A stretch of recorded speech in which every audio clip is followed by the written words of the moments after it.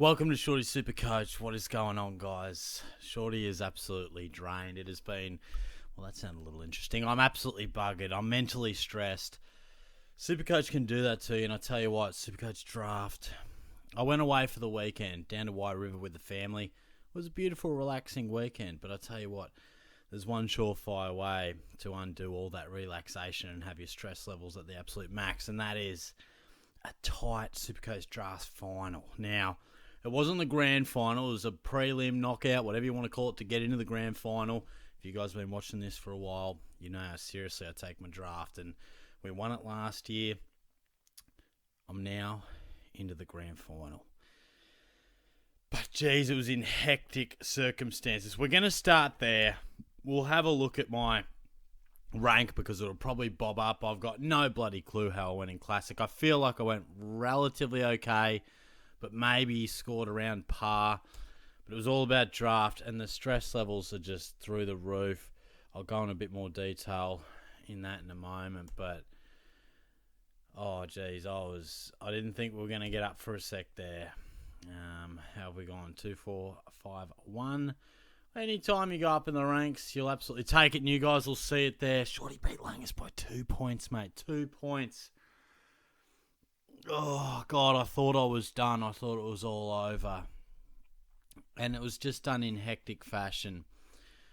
Langers, if you are watching this, well, credit to you, mate, because I fucking wouldn't have watched it if roles were reversed. I think I would have fucking cracked it by now. In fact, I did crack it because I thought it was done. As pumped as I was to win, there isn't much joy knowing how much it will shadow one of your absolute great mates. So I am, obviously feeling for Langers because that absolutely sucks. And, you know, he finished second. I just snuck in and finished fourth. But look at this. We'll run through it. Now, Friday, Saturday, I'm flying. Aside from Dangerfield, I'm going really well. I'm putting him to the sword. Cherry went well, but Holmes was down. Guthrie and Manor didn't offer too much. Even Merritt was a bit down. My Saints boys went absolutely nuts. Even Durham chimed in. Now, this is where it started to take a turn. So at this point, I was projected for about 150 plus points more than him. And I was tracking for around an 1800. And 1700 is a really good scoring draft. I'm thinking, all right, just no surprises. And I tell you what, there were some fucking surprises. Now, of course, we have Tom Green, Himmelberg, Darcy went pretty well. And Pickett struggled, so I thought even Luke Ryan was down, Brad Hill. I thought we're on here, but Sunday was a prick. Now, Short went well, and he was my last included player because I'll show you in a moment what we had to do. So for him to turn up was huge, but Taranto getting subbed off, I'm like, okay, not ideal. Dacos going nuts, all right. He was my Classic captain, but, you know, I knew Langers had him. My approach is I try to look as little at the opposition's players as I can. Otherwise, it makes listening and watching football a nightmare. So I try to focus on my boys. And then Chad Warner, 38. I'm at the gym, right? And the TV's on, the footy's on. And I'm in between sets. I'm just having a look. And I'm like, gee, I haven't seen him touch it. But, you know, it's Chad Warner. You know, he must have found a bit of the footy. I must have just missed it. You know, you're thinking, obviously, you're in between sets. He must be finding a bit of the footy. You're not watching that closely. But I was nervous. 38. And all of a sudden, I'm like, Jesus Christ, this is game on.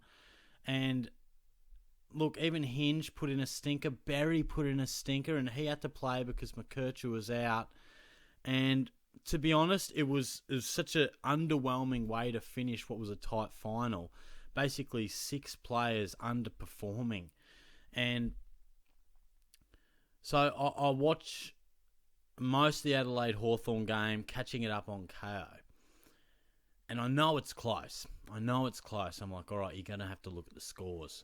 We catch up. I've got about 12, 13 minutes left in the last quarter.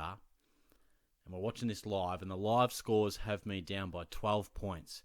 So it's Hinge, Keys and Berry versus D'Ambrosio. 12 minutes of footy. I'm thinking I've got him covered here by probably 20, 30 points. But Berry's out of the midfield. Keys was playing half 40. He spent a bit of time in the mid.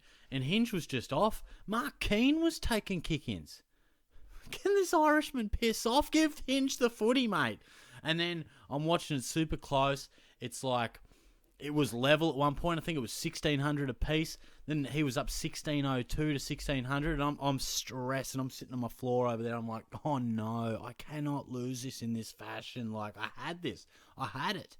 And then Hinge gets the footy and he's got Berry on and he misses him.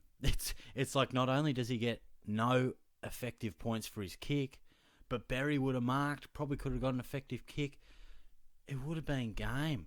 So I'm looking at it and I'm like, oh, I can't watch. So I turned the KO off, looked at the scores, 1605 to 1604. I'm down.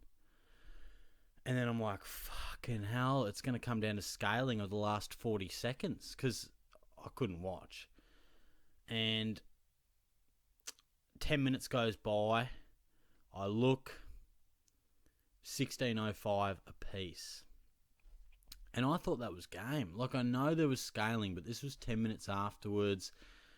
The points, visually, it looked like it had gone from live to, well, that's finalised. And I'm like, oh no, Langer's finished second, I finished fourth. I'm pretty sure the highest ranked opponent person goes through.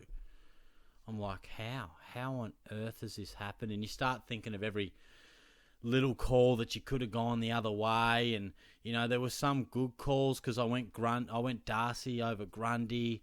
I brought in Short instead of like Jaden Hunt.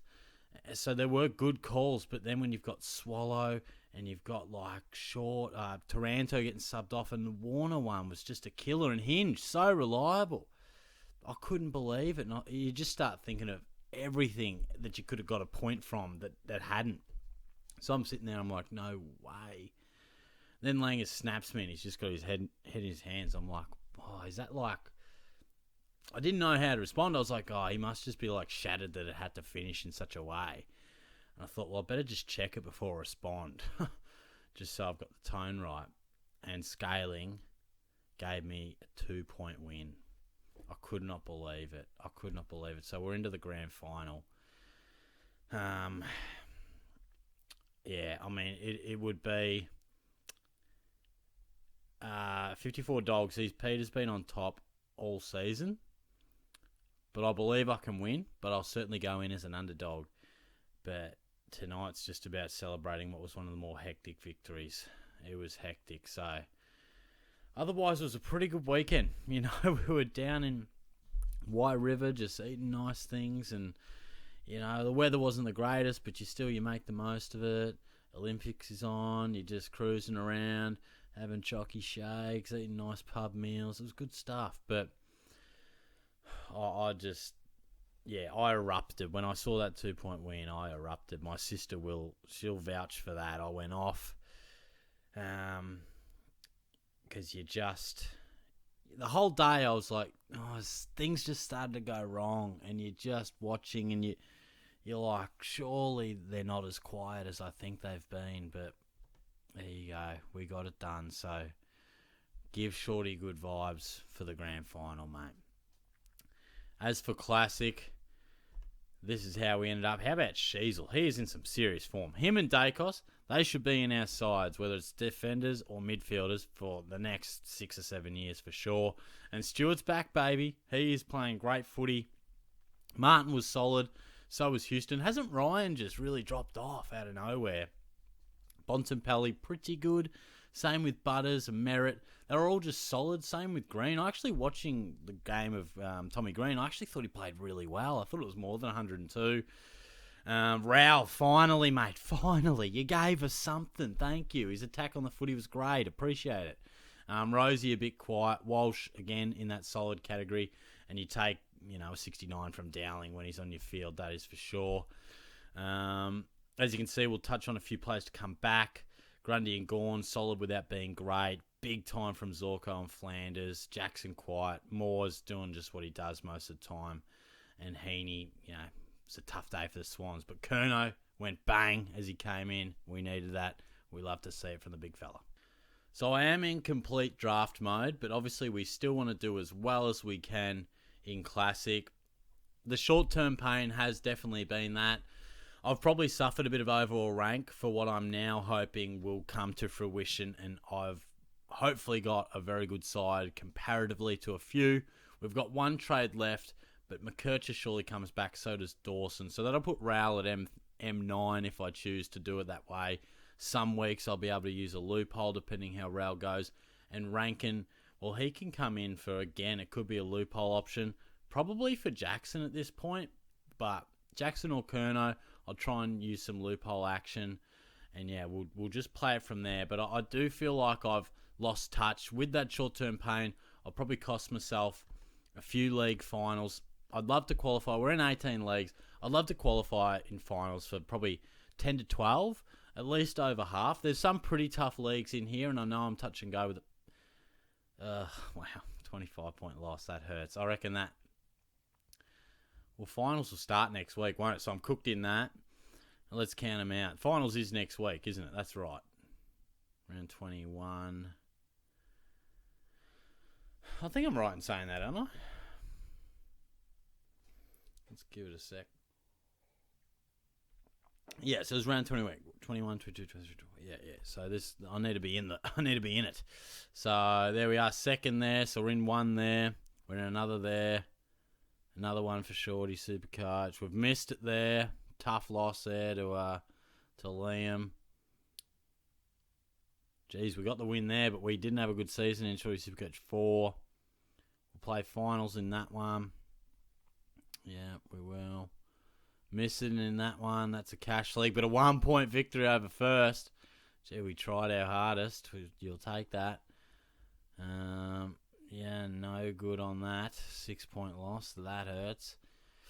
And then the Lara one. Yeah, we're in the finals there. Had a pretty good year there. That's 6. Wow, we've just missed it there. We're in that one. Just missed it, and we're on top there. Yeah, so I think I lost count, but I think we're in about 9 or 10. So a little bit unders, but look, it's all right. I mean, it's been a tough season. So I'm really just hoping to, finish strong, and what will be will be. I missed the 8 in both the cash leagues, so that's disappointing. But they're pretty strong leagues. I think that one trade, initially I was thinking I would trade in before I was having to pull the trigger on Zach Fisher. I had a bit of a plan to have coverage across every line, but now that trade will just stand for, if I need it, I'll use it for coverage if someone is out. But, yeah, overall, solid enough. You take it. On to next week. It'll be nice to have a full complement of players back. And, yeah, I tell you what, 2 points it's just an effective handball. It's a big difference. So that 2-point margin would have had a very, very different tone across this review. I was not looking forward to it, as I thought I was going to lose, but we lived to fight another day. So whether I finish 15,000th in the overall or 5,000th won't bother me the slightest if I can get up in draft next week. So send me some good vibes. I'll talk to you soon. Cheers.